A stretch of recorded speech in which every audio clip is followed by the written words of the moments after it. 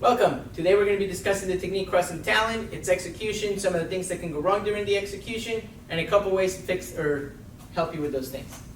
So this is for a cross wrist grab with his right hand to your right hand from 12 o'clock. So one of the first things that happens here is I give my opponent my weapon so that he can attack me. So this is a bad habit to get into while you're doing your techniques. The whole purpose of the technique is that he's attacking me, so he should come looking for my weapon. So the problem that happens when you do that is, if you notice, he's in a good position, my arm's already fully exposed, it's going to be very difficult for me to do my counter. As opposed to if my arm is here and he reaches for it, his arm is fully exposed, mine is still in a good place to be able to do the technique.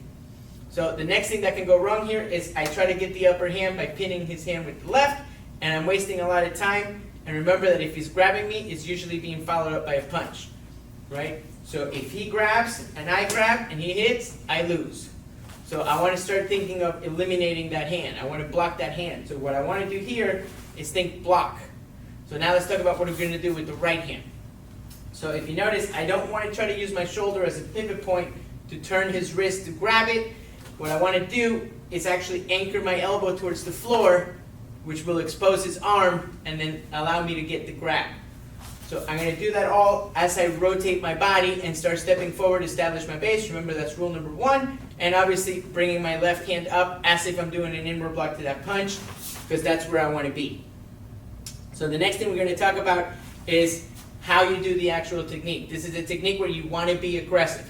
So if you notice right now, I was very passive. I'm doing the technique, I'm doing the step, I'm being gentle, and I'm not really moving him from his base. So what I want to do is be aggressive and start taking away his base. So if you notice, I'm manhandling him, which is what I want. So another thing that can go wrong is where I deliver this block. So I can either go below the elbow, at the elbow, or just above the elbow. I want to go just above the elbow so I can get the force to move him and then pull him back. So the next thing is what I'm going to do with this hand once I do that. I want to keep a third hand. So what that means is I'm using my body as if it was my hand. So right now I'm keeping his lever down by maintaining this pressure. I do the same thing with my body so that he can't get up. If I don't have that, he can start standing up, he can start hitting me with the elbow. So the idea is to keep my elbow anchored, keep this arm secure, so now I have a free weapon to be able to start hitting him with it. So the next thing I want to do is I want to take advantage of that push that I'm doing at the beginning and then do a push-pull to do my elbow. So if you notice, I'm pulling him into this elbow, keeping everything compact. So once I have the third arm, I hit with the elbow, I want to do my heel pump. The problem that happens here is it gets delivered in a circle. If you notice, if I go from my line to a circle, I'm going to miss. So what I want to do is unanchor my elbow and do this as a line. So I'm doing two lines. I do the elbow and the heel pump. Then I'm going to rake across and then drop. And then the way this is done is I'm anchoring my elbow on his back. The goal, remember, is I want to keep him down, right? I want to keep him secure like a table, but I'm doing that with the lock. So this keeps him down and secure as I keep the third hand. I'm going to keep the press on his back before I do my inward overhead elbow, so I can make sure I keep him maintain where I want him. And remember, this is coming straight down the middle of the spine. You do a heel pump to the base of the skull, the hand fits right across the back of the head, then you're going to do your knee. So when we're doing our knee, remember, same thing as the elbow, I want to keep a compact unit, foot as close as I can to my body, toes pointing down away from me. The problem that can happen with the knee is you hit to the face. So we'll get back to here. So if I'm here and I hit to the teeth, right? He's got a lot of sharp knives in there that are going to stab me. So you want to make sure if you're going to hit to the head, try to hit to the side of the head.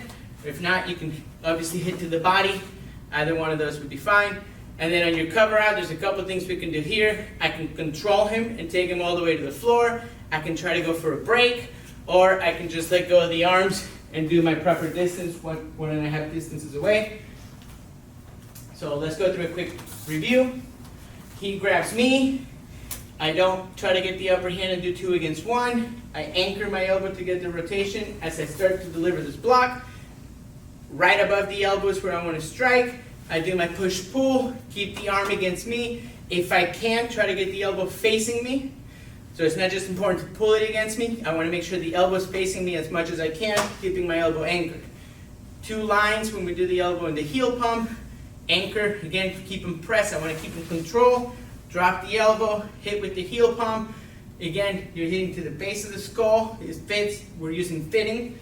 right? Our heel pump fits there perfectly. Do the knee, not to the teeth, and then cover out as you do the brake, control, or just let go. We'll do it a little bit quicker now.